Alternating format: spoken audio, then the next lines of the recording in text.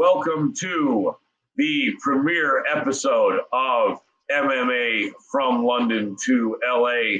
This is Colin Crandall with my co-hosts, Callum Sanderson and Chris Allen. We're all co-hosts here, or hosts, so welcome to our first collaboration of what I think is going to be many in a great series of programs talking about our beloved sport of MMA. So naturally, what we want to speak about is the elephant in the room, as they say, which is UFC Fight Night Kansas City from yesterday.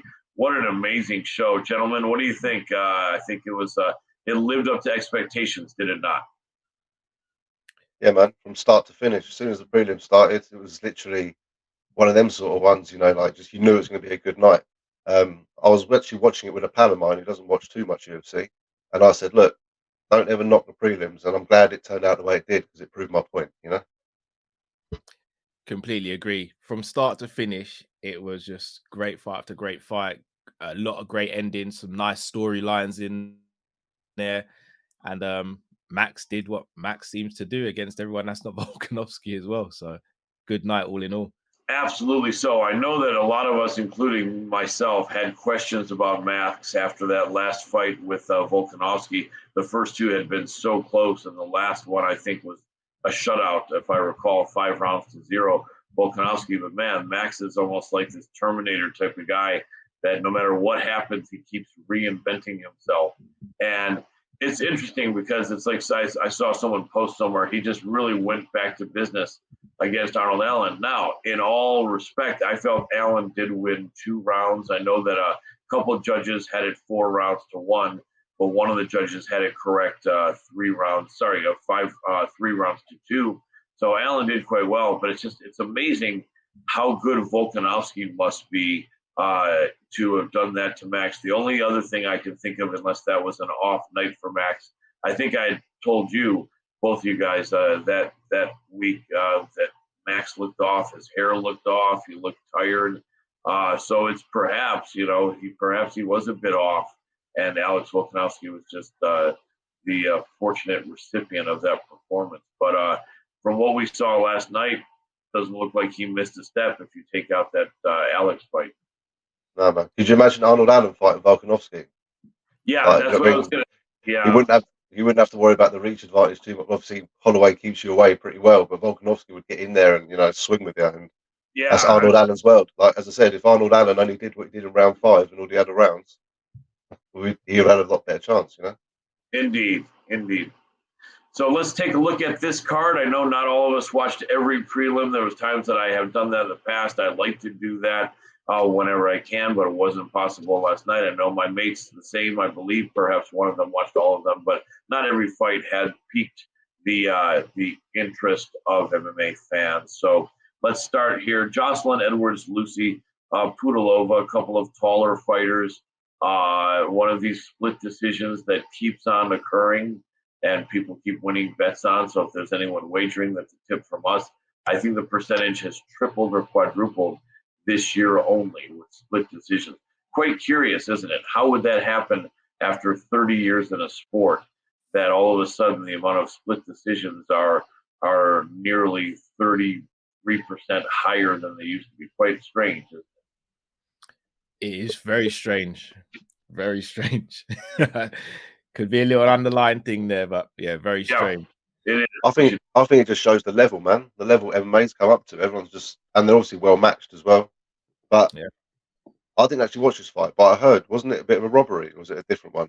No, this was the one, and I watched it, but I was distracted, I'll admit. However, online, everyone had it pretty much 3-2 for Pudilova, and the decision went to Jocelyn Edwards. I mean, this keeps continuing as well. I don't want us to kill too much time on that, but this just keeps on continuing. And what I think, I don't know when it's going to be. Maybe it's going to be when I'm right before I pass on to the next world when we find this out. But I think at some point there's going to be some announcement that, listen, maybe 20 years from now, that's going to say for 50 years in the UFC and high-level MMA, this kept happening, and it turned out that the guys were hired and they didn't much know what they were talking about.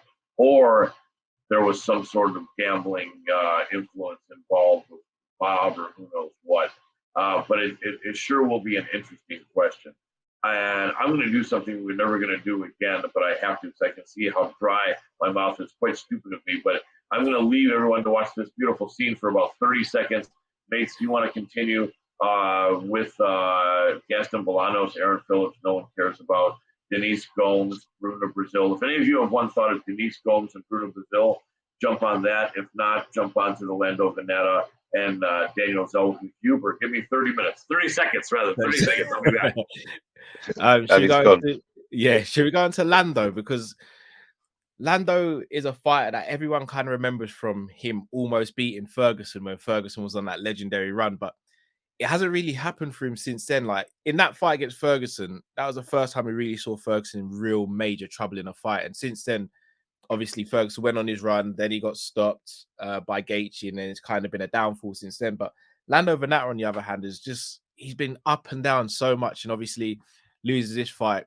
Do you sort of think he just rides out into the sunset and just becomes one of these fighters who's entertaining to watch, but never really goes beyond a certain level? That's the thing, isn't it? Does he end up being the gatekeeper? Sort of fights and things like that. But you see it. You're seeing it a lot more often now. Some of these guys who started off well, then started fading out a bit, they come back and win titles. So you actually don't know nowadays, and it goes back to Colin saying about split decisions. Everyone's at that sort of level now, where it is that close, the matches. One literally tiny mistake, and you've had it.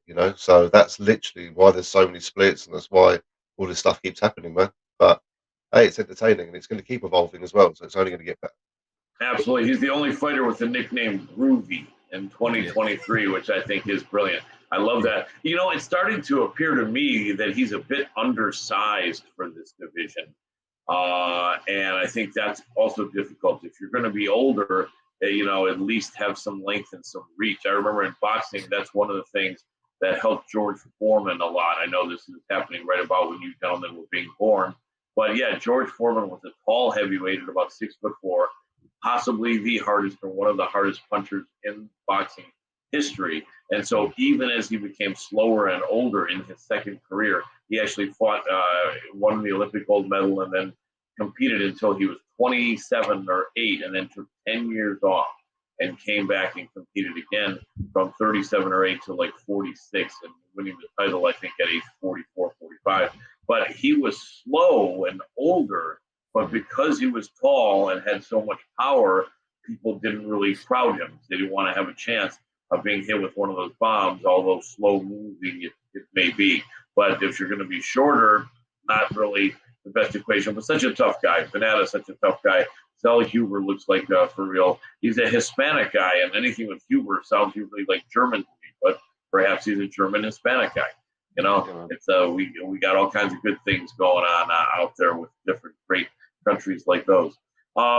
Jillian Robertson and Piera Rodriguez. So you guys probably know I know Jill pretty well, having interviewed her several times during the last several years, especially early in 17, 18, 19, 20 before the pandemic.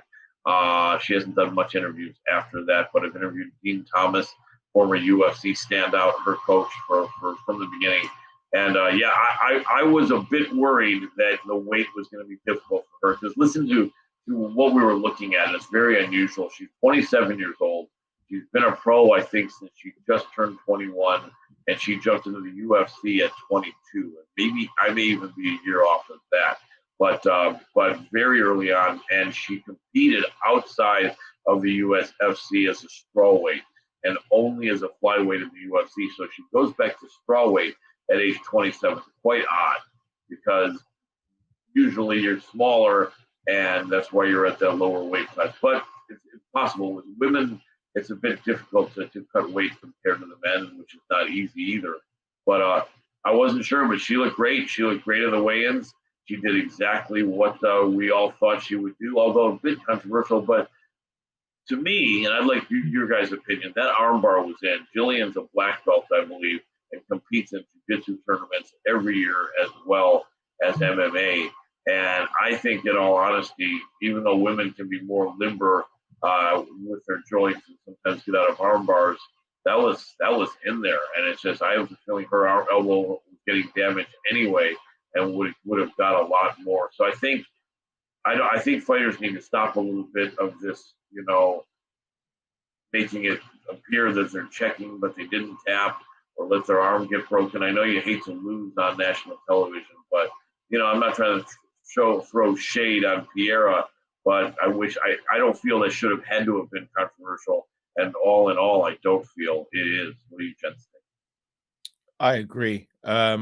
Yeah, look, I understand anyone who steps into a cage, you're tough. We all know you're tough. For me, you don't have to go the extra step to prove it by having a limb broken. I mean, we saw this with Makayev, and granted, he did go on to win the fight, but you think the damage that could have been done to your knee and to your career, is it worth it? Now, granted, he will turn around and say, well, I don't want to tap. It's not what I do. And I went on and won the fight. But it's splitting hairs and, dare I say it for lack of a better term, it's splitting ligaments as well. You could be in one position 1 second and the next second your whole knee or arm could be shredded. So I don't think there's any controversy around it. If you're a black belt in jiu-jitsu and you have an armbar locked in, usually the next thing is you either tap or you snap. So I don't think there's anything controversial about that. And yeah, I don't think there should be a rematch or anything like that. I think Jillian went out, did what she did, and it was pretty convincing to me. Yeah, man, and she looked strong at strawweight as well. Like, I think that's where she's went for. She was very heavy on top, really holding her opponents down. Not that she couldn't really do it before, but it looked a lot more effortless, as they say. Do you know what I mean? When she had her on the ground. And what I thought was interesting is that the armbar was there for a while. She was giving up the arm of the opponent, and I was like, she's just beating her up for a bit longer. Why not? And then she went for the armbar. And that is a dangerous one to go for, because some people would stay on top because it feels a bit safer, maybe just to keep, pounding down on them. But no, fair play to her. And as long as she makes the weight healthy, then hey ho, why not? But good on her. I think she could make a good run in that division for sure. Absolutely. You know what an interesting matchup would be with Tatiana Suarez, assuming Suarez does what she says and does go back to 115, which also I think is odd. And I think Suarez might even be a bit older than Jillian, but that would be a hell of a match, wouldn't it? Two grappling behemoths. Although it could turn out to then be a striking match, which really wouldn't be a lot of fun for the fans and nor the media. But we shall see, right? So let's move to Zach Cummings and Ed Herman. I've interviewed Zach several times over the years. Hopefully, we'll get him shortly in the next week to talk about his great career and his retirement. I actually did an interview with him about a week ago on video, and the Zoom connection screwed up and can't be saved. It's quite a shame because we did a great chat. We spoke for about 35 or 40 minutes, and he had not announced that he was going to be retiring. Either that or he hadn't decided, although it was a week prior or 5 days prior to the fight. But yeah, his back injury was ugly, really ugly, and he did finally get it taken care of. And his daughter, 7 years old, the one that jumped in his arms, really wanted to see him fight. I think since she was 4 years old when he last fought, she got to see him with his training partners, and I guess when they watched the fights, he'd say, "There's my buddy, there's my friend, this and that, there's my," and she said to him, "I want to see Daddy fight," right? Because obviously it would make her, so exciting for her. And so he was really motivated to do that. And he looked great in there. Like they said, the best Zach Cummings they had seen in front of his hometown crowd in Kansas City. Ed Herman at 42 was a bit of a shell of his former self, but nevertheless a big, strong guy. And good fight. Zach Cummings did come through in a great moment for him, put his gloves down, as did Ed Herman. And I thought that was pretty cool, both of them getting out there before starting to take a lot of beatings, or even if things continued well for Zach. Back injuries are some of the worst you can get, and that can really change everything with your activity as far as training and physical things. Yeah, man, Zach Cummings smashed it, man. It was a great fight, and I love Ed Herman. He's been around since like 2006 or something like that, something stupid like that. He's been around for a long time, and he's fighter number 3. Sorry, that's it. And he never quite, made it, but he always come for a fight. He always got that win or two, just as he lost a few in a row. He was one of them fighters, But yeah, entertaining to watch. But he knew it was definitely time to go. You know, he'd been out for a couple of years. That would do. You know, there's no point going out on 3 or 4 losses. What I love about Zach Cummings is, do you remember when that guy fought a welterweight a few times? Yes. Remember when he used to cut weight? He looked ill. You know, Very bad. done well, man. But now, mate, I think he did well to retire where he did, in front of his home fans. Fair play to him. You know, I felt a bit for Ed Herman because the light sort of went off him a little bit, but at least he got a cheer. That's the main thing. Absolutely. Kellen, before you jump in, one fact that I thought was interesting is that Zach Cummings, forgot his name for it, has actually wins in 3 different weight classes: welterweight, middleweight, and light heavyweight. Sorry if you were just about to have said that, Callum. But yeah, I don't know that anyone's done that, and I don't know that too many people will do that. So that's a record that may stand. What do you think, Callum? I don't think anyone's done it in those 3 weight divisions. If I'm not mistaken, Conor's done it though. Conor McGregor's done 45, 55, and 70. That's right. That's right. I don't think anyone's done it in middle and light heavy. Kenny Florian fought 3 weight classes as well. Did he win in all 3 though? I don't know. I'd have to research that. Diego Sanchez also, but I don't know that he won in all 3. But still, nevertheless, it's a rare occurrence, if not an exclusive occurrence. Yeah. So, any thoughts on that fight, though, Callum? Overall, Herman and Zach. Yeah, it was a decent fight, but I think the story was what happened after the fight with laying down the gloves and the respect they paid to each other as well was really nice to see. You get so many fights that are built of trash talking and this, that, and the other. So to see 2 fighters embrace like that, both retiring at the same time on the same night after a good fight, it is really nice to see. And you spoke about back injuries, and you think about the likes of your Cain Velasquez and your Daniel Cormiers who suffered with the back injuries and how much it took off their career. But you also look at, again, someone like Masvidal last week who retired, and you think, maybe he could go again. But I think that's the best time to retire, when you've still got something left in the tank, rather than draining the tank and then retiring, because 1, you can get hurt, 2, fans don't remember you the same way, and 3, you're kind of doing it based on a situation rather than wanting to go out on your own terms. So really happy for both of them, especially for Zach Cummings, like to retire in front of your home fans and hometown fans. I don't think it gets much better than that for a win as well. Congratulations to him. Indeed, congratulations to both men. And what I loved was they both got a $50,000 bonus. Amazing. Authorized by Dana White. I thought that was brilliant. That was fantastic. Good form for the UFC and the right thing to do. And so that really made me happy. I'm sure that as well.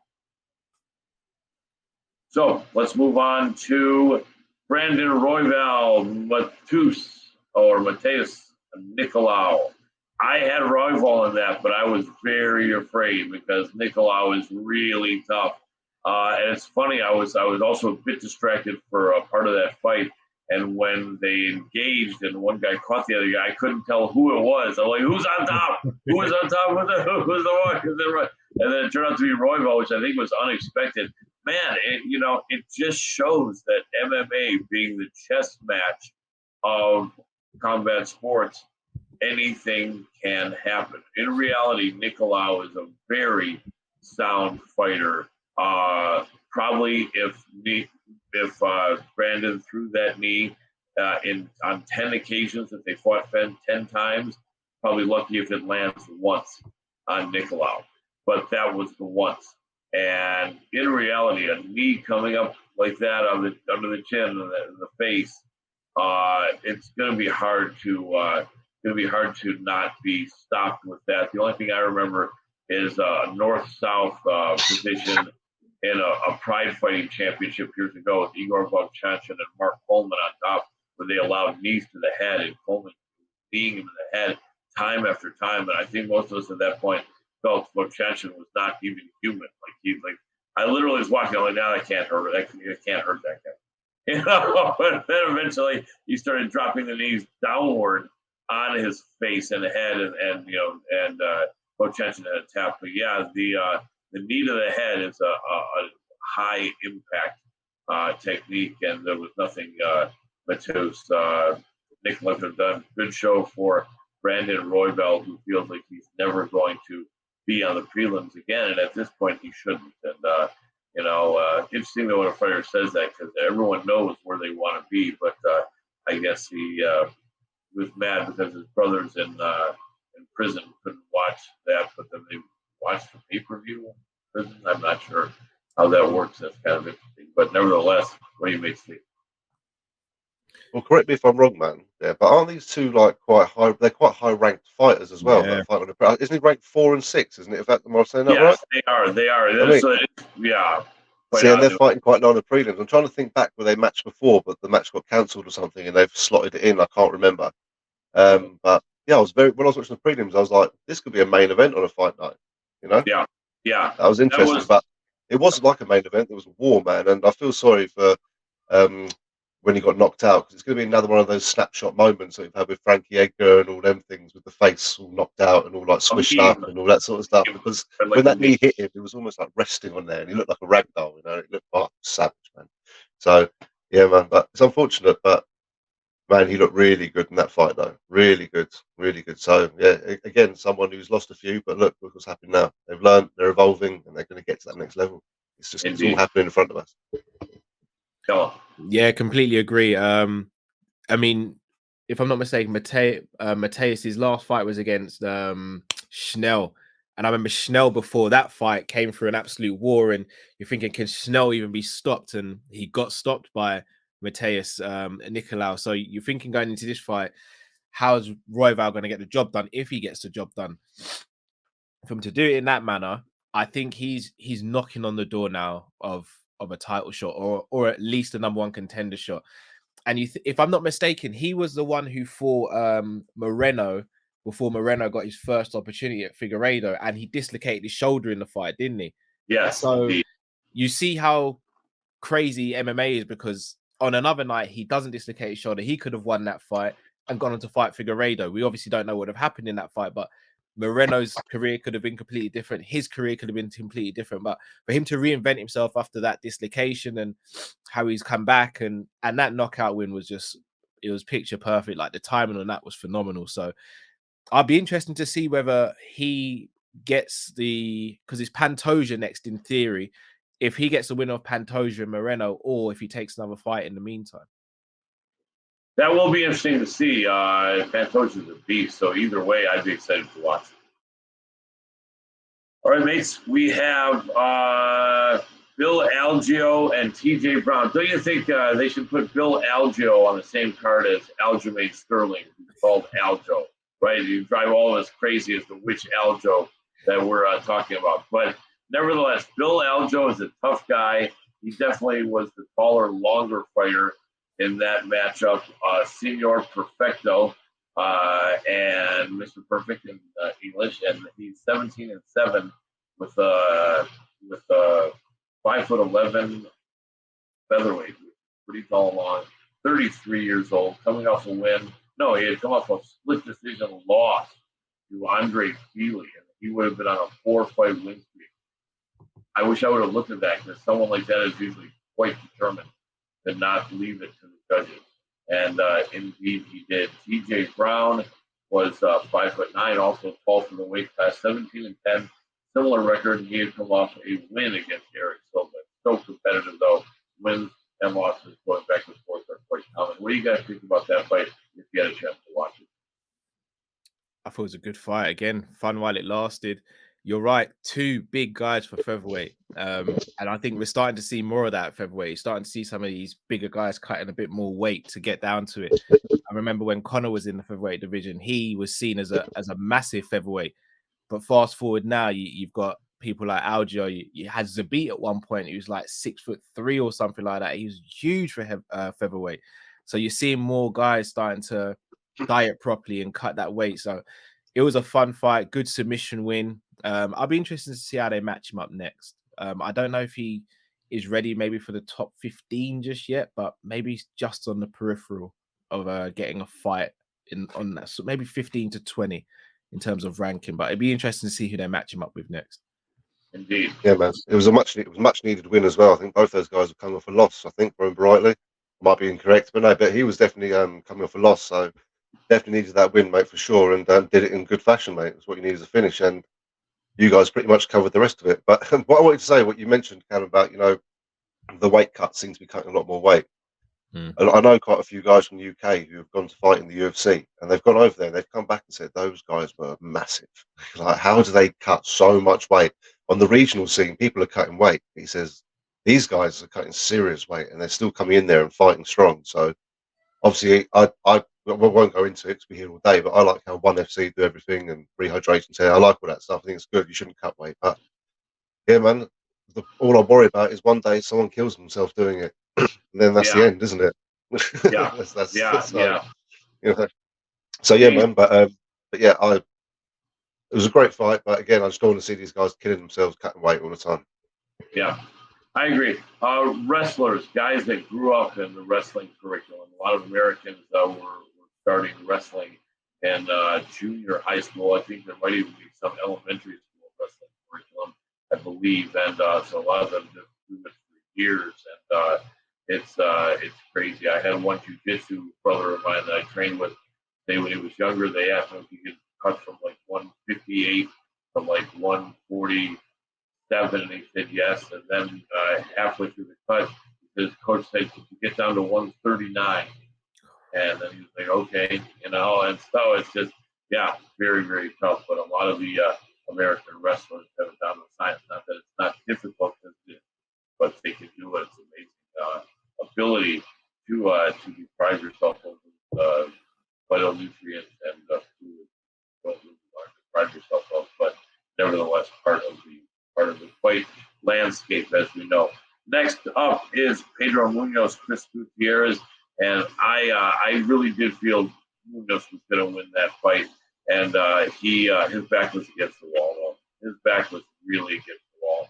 A really good fighter who basically would either come up a bit short or be in razor thin close matches and never get the decision. So I knew that he was going to be tremendously motivated. He was a slight underdog, and it looks like he did surprise Chris Gutierrez. I think, I don't think any fighter expects to have not a good matchup or even wants that, but it just looked to me like Gutierrez was thinking that, Munoz keeps on just not quite getting there fight after fight after fight. I think he thought that was going to be the same in his fight, that somehow Munoz could do something to sabotage himself or stub his toe along the way, and he just didn't. And great performance by Pedro Munoz. He really needed that fight. Not always will that make a difference and get you the win you need when your back's against the wall, but I'm starting to see it on a fair bit of occasion. What do you guys think? How about that? I thought, I agree with everything you said. Pedro is that guy who's almost become a gatekeeper to that division now. You remember his fight against Dominic Cruz? He knocks Dominic Cruz down. You're thinking he's going to get a finish here, and then Dominic Cruz's recovery powers were brilliant that night. Then you look at the O'Malley fight, and you think, did he kind of quit on himself, or did he not? Not to call him a quitter, obviously, from me, but a lot of people are sort of directing at him, and then you're thinking, has he still got that fire in his belly? I think he went out and he did what he had to do. He didn't try and go crazy and think, I need to get a bonus tonight and do it. No, I need to go and get a victory. And at the end of the day, the W is more important than any other thing on your record. So he did the smart thing. Gutierrez is a good fighter, as he showed against Frankie Edgar. Again, another person who's big for the division as well. But I think Munoz did a really good job and deserved the win. Yeah, man, he's still stopping people, Munoz. He's still stopping people, and they are getting past him, but he's not one to sleep on, Yeah.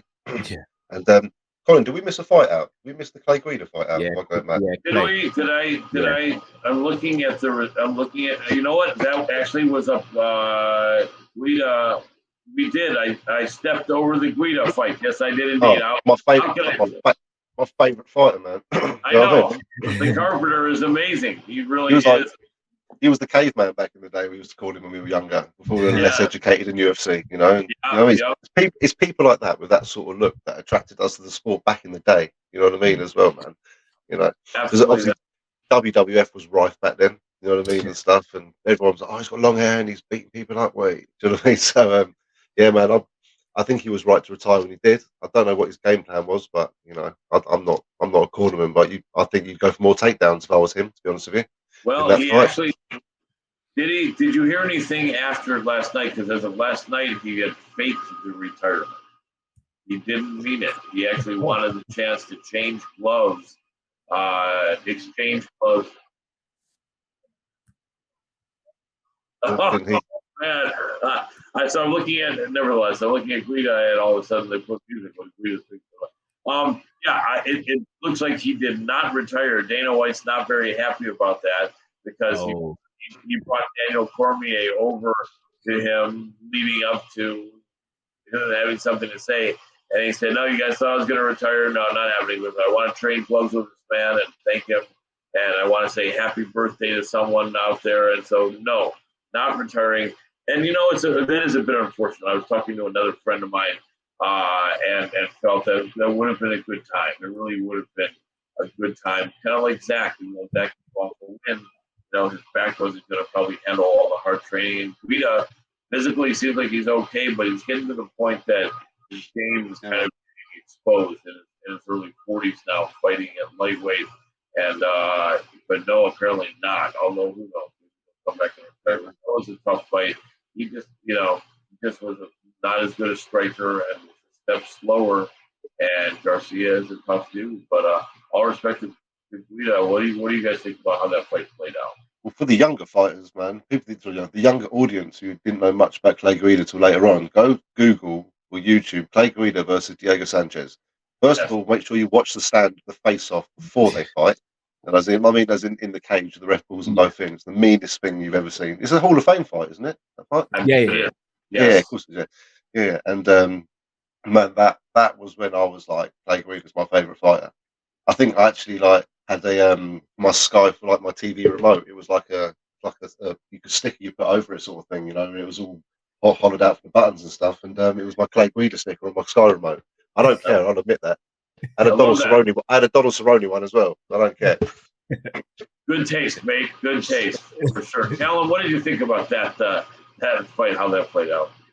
Yeah, Clay's a weird one because he's not getting smashed about, but at the same time, you think, what are you still doing it for? We know you love it, but we don't want to see you get smashed about because inevitably all that's going to happen is you're going to continue fighting and you're going to step in there with someone who is just going to have absolutely no mercy on you. And we're all going to be sitting there thinking, we shouldn't have done this. We shouldn't have put him in there. But he's always game. He always comes in shape.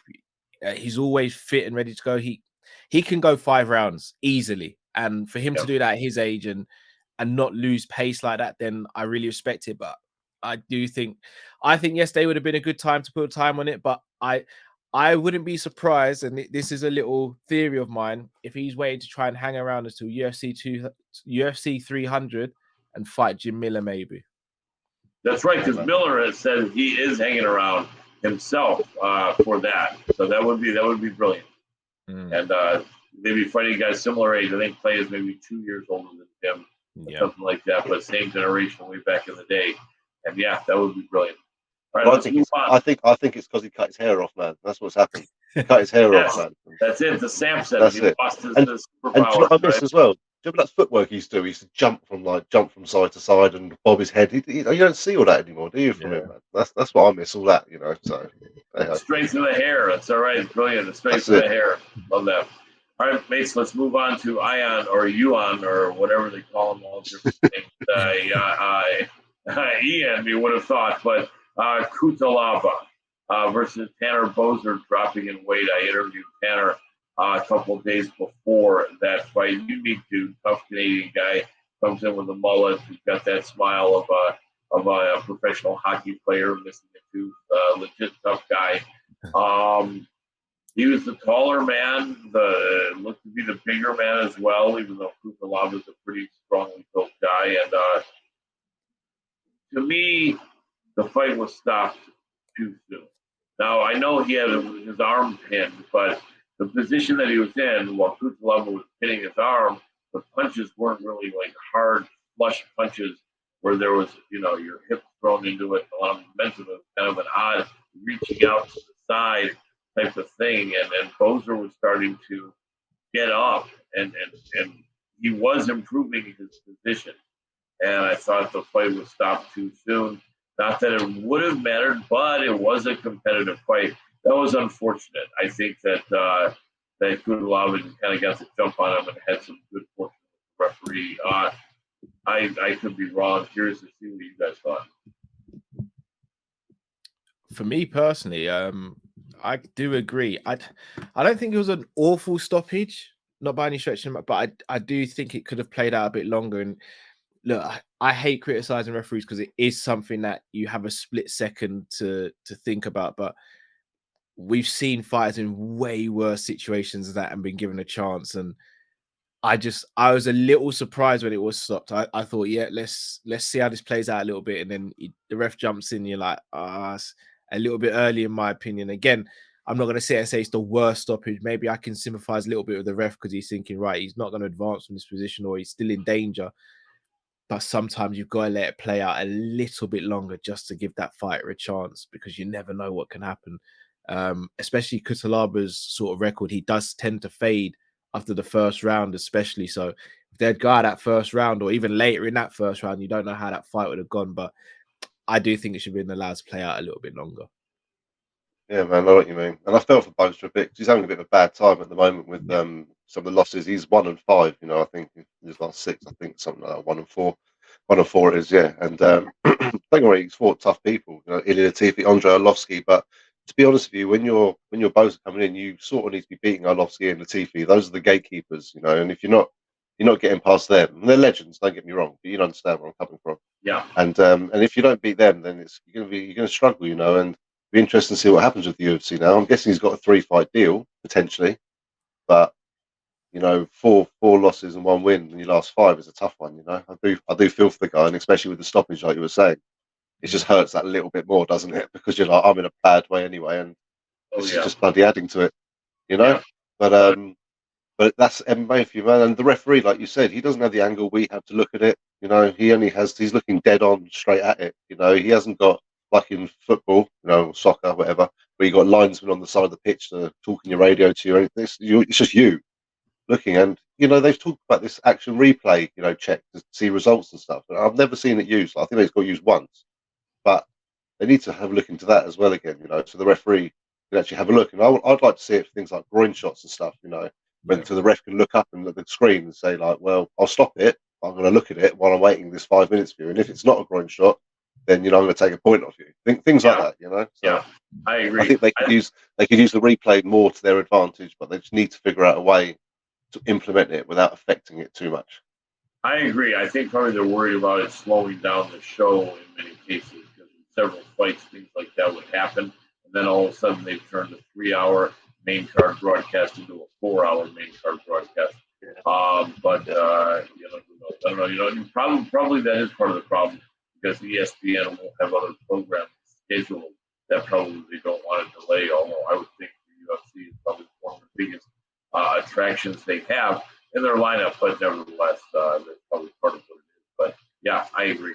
All right, moving on. We have Azamat Murzakanov and Dustin Jacoby.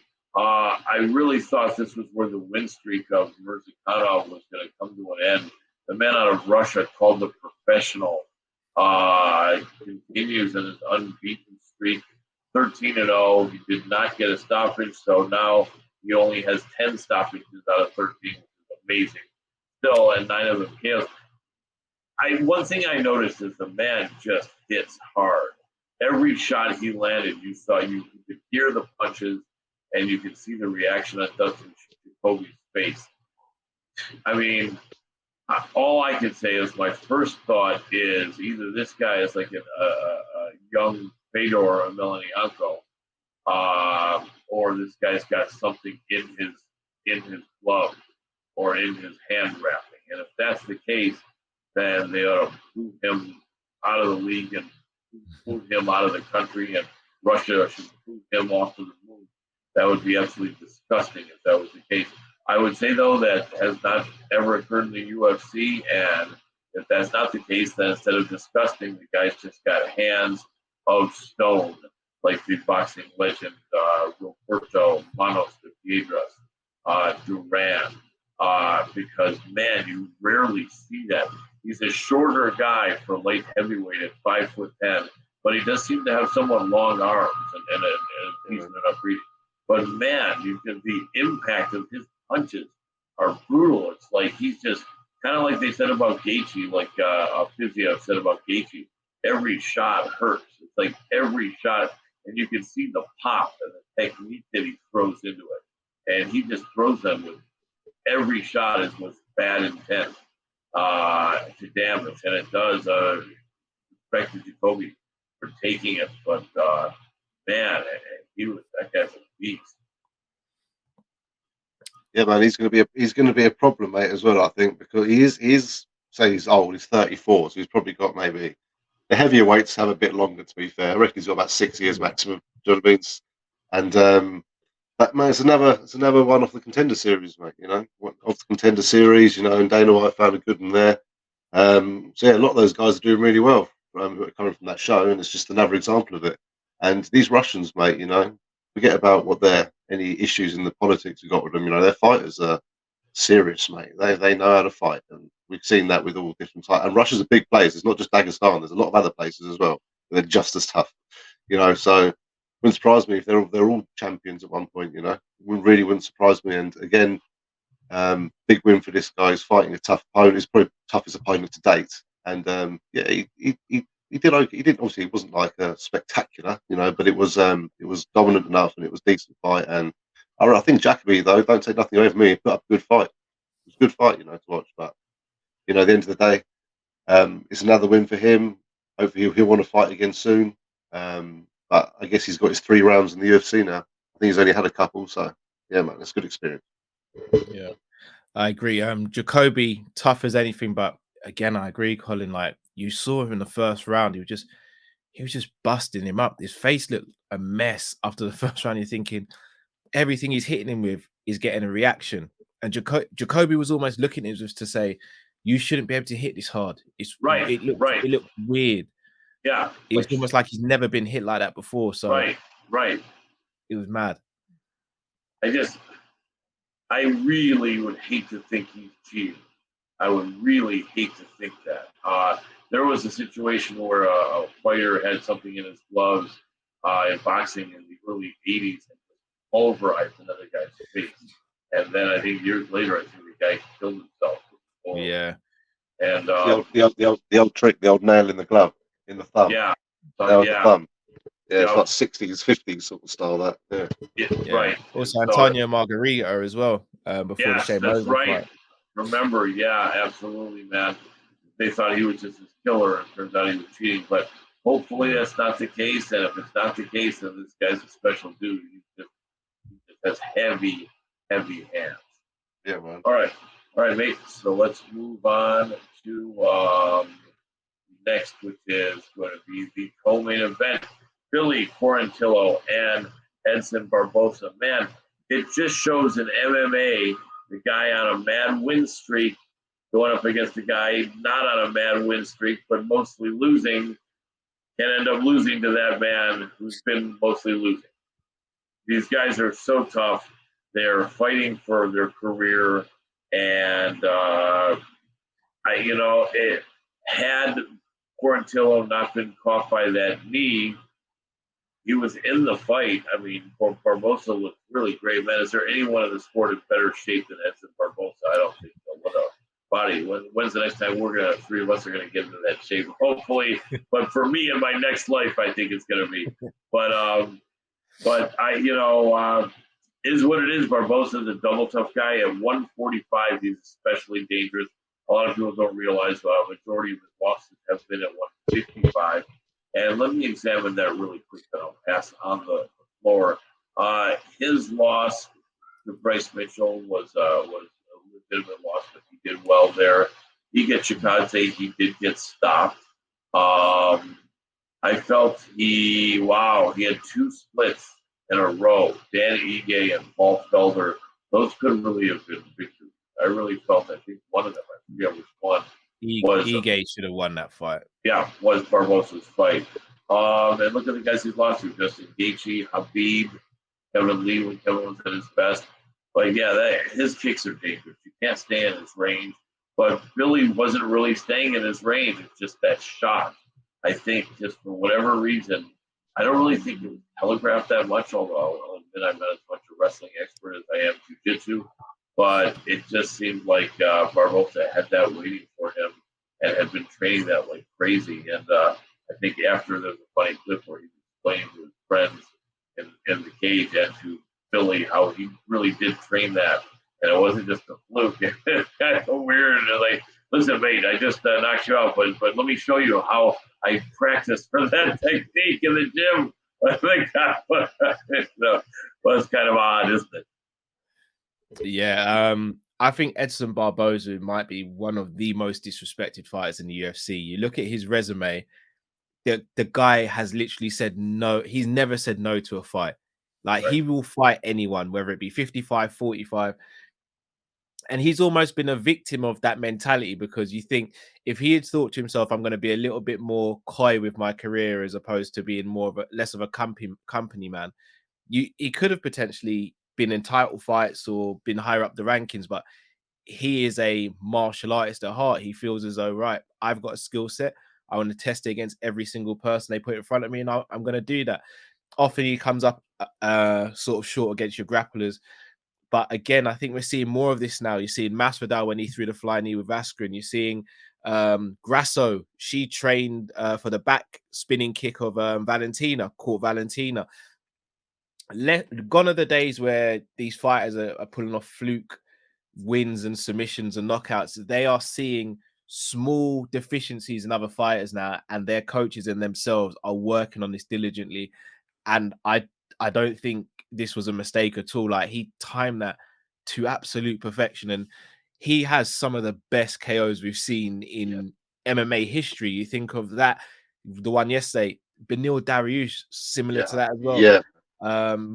Terry Etim, your British mate. Don't exactly. say it. No, don't say it. I know it's a painful one, but Yeah. I mean, the fight with Dan Hooker, some of the kicks he was throwing to Dan Hooker, you're thinking, this is brutal. But Edson Barbosa, like, I'm really happy for him. Again, I don't think he breaks the top 5, maybe not even the top 7 of 45. But we all know once he's in a fight and booked, we're gonna have fun as fans. Well, he's got the respect. You know, Khabib's always said that. He was always happy. His biggest win was Edson Barbosa. Yeah. That's what Khabib always said. So I'll beat Edson Barbosa. That, to me, that's amazing. You know, that guy's unbelievable. You know, and look, I used to, even when I used to play the UFC games, I always use Barbosa, man. You just hack people's legs down in the games, and you know what I mean? He always had that. So I've always loved him. Best leg kicks ever in the UFC, in my opinion. And that's not even debatable, I don't think, either. You know, and also that knee, mate, it just, as you said, reminded me of Benil Dariush. Like, oh, that's the best knockout I've ever seen. You know, to have Benil Dariush, and he didn't even have as much space in this last knockout, and he still done it. So, yeah, man, it's 37 years old. Fair play to you, but again, have a think about it. Don't go out on a 4 losing streak. You know, have another one. See you get on. Jorge Masvidal had the best mentality for it. He said, if I can't bang with the best anymore, then what's the point? You know, so. Yeah. Well said, mate. So I think let's target wrapping this up in about 6 or 7 minutes. So perhaps we'll go a couple minutes each on the final fight, the main event. Arnold Allen representing Great Britain, fighting out of the is he out of the American top team? No, he fights out of TriStar. No, he's affiliated with TriStar. He trains with Renegade as well, I'm pretty sure. And, what's the other one? KK boxing gym, I think it is. KK. Let me just have a good look. BKK Fighters. That's it. Okay, right on. Double tough guy, 29 years old, just into his prime. He was 19-1 going in.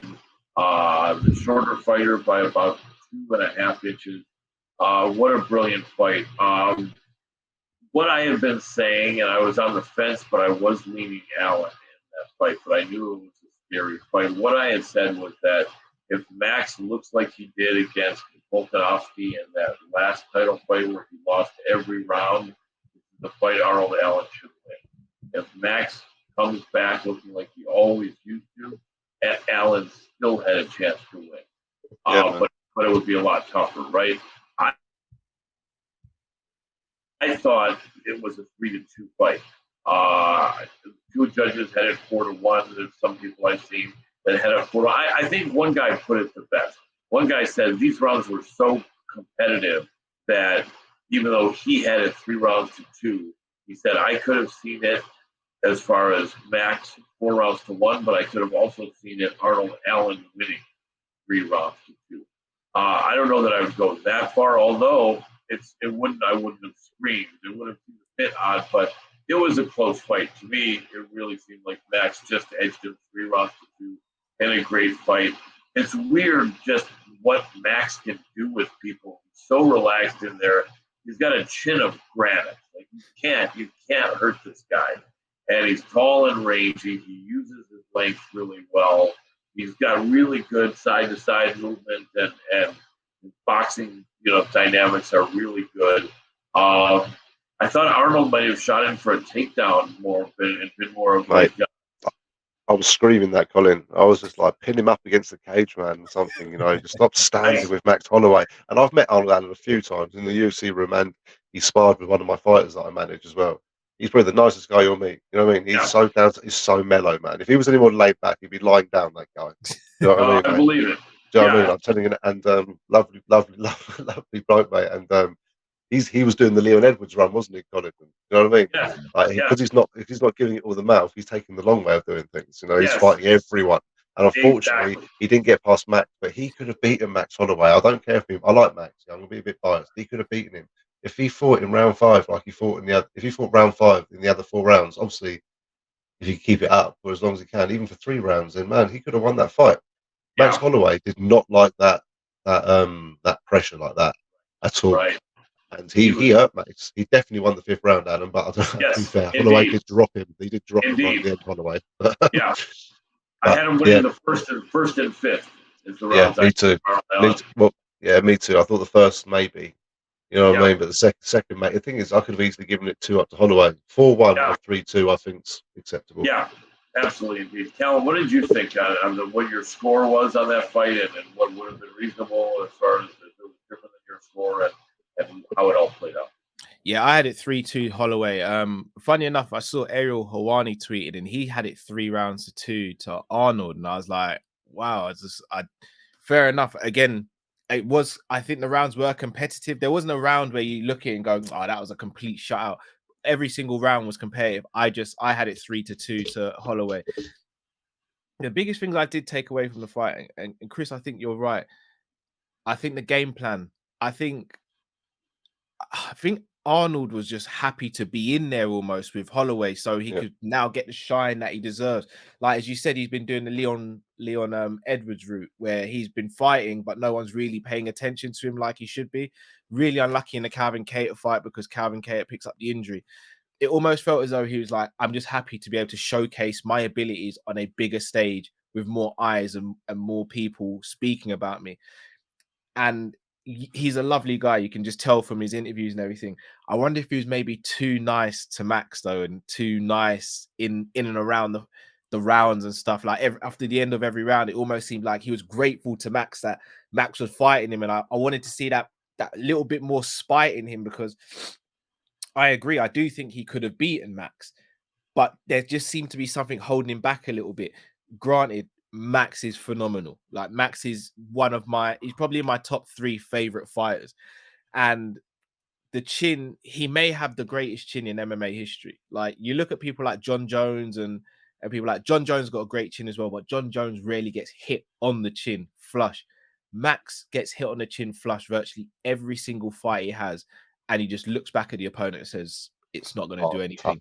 And he walks through it. And he is in that place now where he's just like, he's almost doing out Alex Volkanovski's dirty work. He's looking at it and going, fine, you ain't even going to have to fight these guys because they're not going to get past me. He is almost like the gatekeeper for just the belt as opposed to the gatekeeper for the division. He's like the final boss. So it's like, I don't know what he does next, because he's taking out these contenders. Yair Rodriguez could become champion, and Max can turn around and go straight away and go, right, I'm fighting him because I've got a win over him. Arnold Allen is still 1 fight away from fighting for the title because it's just Max he's lost to. So I don't know what happens with Max, but he is phenomenal. Every time he fights, you have fun. I would love to see him run it back with Volkanovski. I know it's not going to be a popular opinion because he's 3-0 down, but I do think one of those fights should have gone his way, which would have made it 2-1. But he's the only person I see in the division beating Max. And Max is the only person I see beating Volkanovski as well. But I understand if people don't want to see it considering how uncompetitive the last one was. Maybe Max moves. I don't think he can move down anymore, can he? Maybe move up. No. Maybe move up to another weight class and have a go up there. Why not? I feel like he'd be undersized in that weight division. Yeah, he would be. He would be. The strength. The strength. I think he'd get out grappled a lot. Yeah, he had a bad go of it with Dustin Poirier, although he was hung in there, but maybe he'd be more ready. Hard to say. I mean, it'll be interesting to see what they put him in. Also, perhaps Arnold Allen maybe against Brian Ortega. Someone mentioned last night. That could be pretty exciting. That'd be a great fight. Yeah, but nevertheless, let's go ahead, mate. I was going to say, I wish Allen won that, not just for the fact he's British, he's one of ours. I just think him and Volkanovski is such a great match.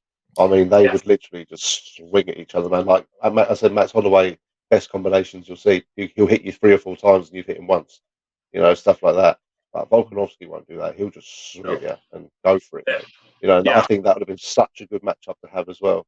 Heaven forbid anything happens to Max Holloway. Heaven forbid he gets injured or something like that. Maybe Arnold Allen could be like, do you know what? Give me a shot at him. But coming off a loss, I don't think that's ever happened in the UFC. So. Edgar got one off a loss. He lost to Brian Ortega and then got one, but that's because he was due to fight and then Max got injured, I believe, and then he took the Ortega fight in between. So I think the company did him a solid, but he's the only one that comes to mind. Yeah, man. But I just think that'd be a great matchup. That'd be a great fight to watch for the fans. Without a doubt, overall a great fight night. I think everyone got some experience either of a victory or learning from a loss. It will be improved. Arnold Allen, I think, is in this. Could very well be a future champion. Him and Volk would be amazing. I will say this really quick. The punch stats are, I think, what God wants of us to see at 3-2 for Holloway, because he always throws that volume, that crazy amount of punches. Although the harder punches, for the most part, were landed by Arnold Allen. So I think perhaps if enough people hadn't been told the punch stats as they were like pretty much every round telling us, maybe some of us may have seen it a little bit more 3-2 Arnold Allen. I don't know.